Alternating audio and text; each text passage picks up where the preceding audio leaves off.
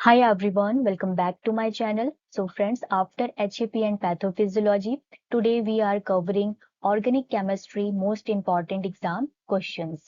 So let's begin. First of all, हम लोग long questions को डिस्कस करेंगे जो आरजीपीवी एग्जाम में बहुत बार पूछा गया है। तो पहला क्वेश्चन है explain the आईयूपीएससी system of nomenclature of organic compounds with suitable example. Next, differentiate between the common system and IUPAC system of nomenclature with suitable example. Explain structural isomerism. Discuss chain position, functional and metameric isomerism with example. ये जो questions आप देख रहे हो unit first से related है और RGPV exam में रिपीटेड वे में पूछा गया है। नेक्स्ट क्वेश्चन है write the mechanism kinetics and stereochemistry of SN1 and SN2 reaction. बहुत बार आता है ये एग्जाम में, ये आपको पढ़कर जाना है। Also explain the difference between them. Describe E1 E2 elimination reaction. Most important question. पढ़कर जाना है आपको with suitable example and mechanism. Explain aldol condensation with mechanism and suitable example. 7th number, explain Perkin condensation with mechanism and suitable example.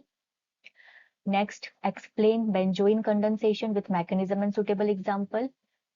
Explain Diels-Alder reaction with mechanism and discuss its significance. 10th number question, explain the acidity of carboxylic acid. Discuss the effect of substituents on acidity with example. बहुत बार आया है ये question exam में। तो जो भी question आप screen में देख रहे हो नंबर 1 से लेकर नंबर 10th के बीच, ये जो क्वेश्चंस है ये सारे ही सारे आरजीपीवी एग्जाम में रिपीटेड वे में पूछे गए हैं। अगर आप इन क्वेश्चंस को अच्छे से पढ़ लेते हो तो एग्जाम आपका अच्छा जाएगा, नो डाउट। चलिए कुछ और क्वेश्चंस डिस्कस करते हैं, जैसा कि 11th नंबर क्वेश्चन है explain the basicity of amines. Discuss the effect of substituents on basicity of aliphatic amines with example. Next, discuss the qualitative test for aldehyde and ketone with reaction. यहाँ पे आपको reaction भी लिखना है। Discuss the qualitative test for carboxylic acid with reaction.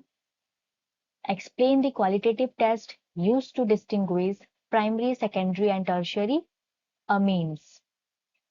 Next, explain the qualitative test used to distinguish primary, secondary and tertiary alcohol. अमीन से related या फिर alcohol से रिलेटेड क्वेश्चंस आ सकते हैं एग्जाम में, आपको दोनों ही पढ़कर जाना है। नेक्स्ट 16 नंबर क्वेश्चन देखिए क्या है, explain Markovnikov's rule and anti Markovnikov's rule with suitable example. ये भी बहुत बार पूछा गया है, लॉन्ग में भी आ सकता है, शॉर्ट में भी दे सकता है ये question. Explain electrophilic addition reaction of alkene with mechanism. Discuss the mechanism of free radical addition reaction of alkene with example. Next, explain sp3 hybridization in alkane and sp2 hybridization in alkene with suitable diagram। यहाँ पे आपको hybridisation का diagram भी बनाना है। Discuss Sidgwick's rule and Huffman's rule with suitable example. Long में भी आ सकता है ये क्वेश्चन, शॉर्ट में भी दे सकता है और बहुत बार पूछा गया है, तो आपको ये पढ़कर जाना है। तो जो भी यूनिट 1 से लेकर यूनिट 5 तक के बीच में जो इंपॉर्टेंट क्वेश्चंस है वो मैंने आप लोगों के साथ शेयर किया है।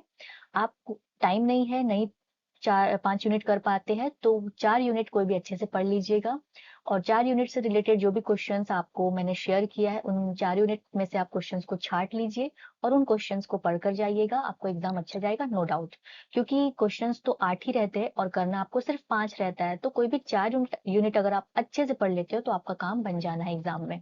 ठीक है, चलिए अभी कुछ और क्वेश्चंस मैं आप लोगों के साथ शेयर करूंगी, जो कुछ structure and use of chemical compounds जो कि आपके सिलेबस में है। बहुत सारे हैं केमिकल कंपाउंड्स आपके सिलेबस में, बट कुछ केमिकल कंपाउंड्स जो कि बार बार एग्जाम में आए हुए हैं तो वो मैं आप लोगों के साथ शेयर करने जा रही हूँ। ये क्वेश्चंस एक दो तो रहते ही रहते हैं स्ट्रक्चर एंड यूज पे बेस्ड। तो पहला क्वेश्चन है write the structure and use of ethyl chloride, chloroform, trichloroethylene and ट्राइक्लोरोमीथेन।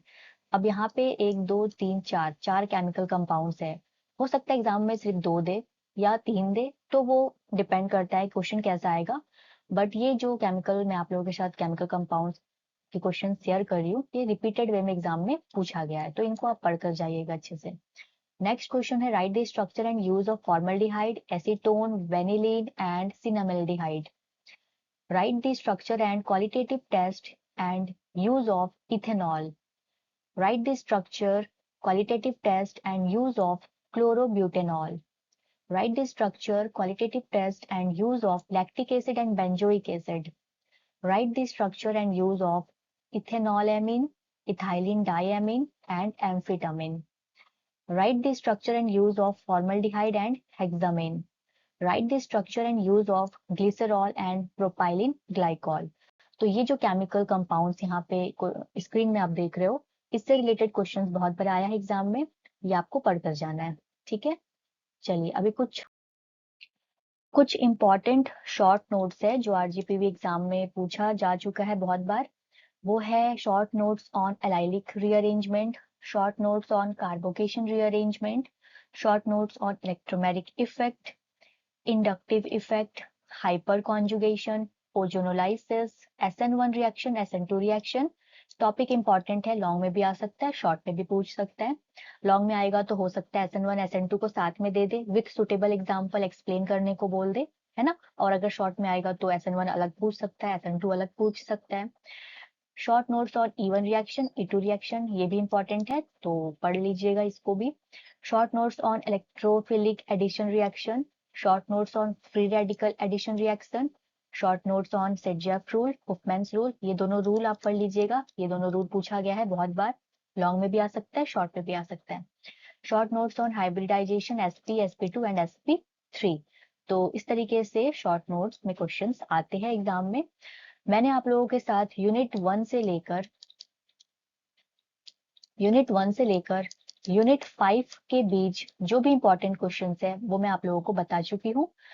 आप चाहे तो कोई भी 4 यूनिट को अच्छे से करके जाइएगा, ठीक है.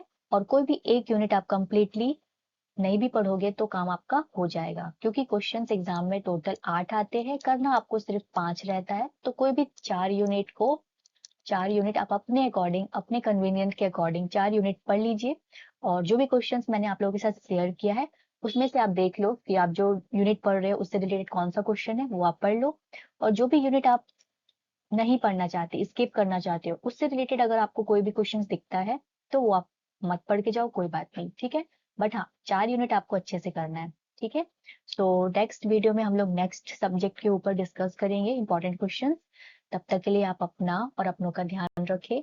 Have a great day.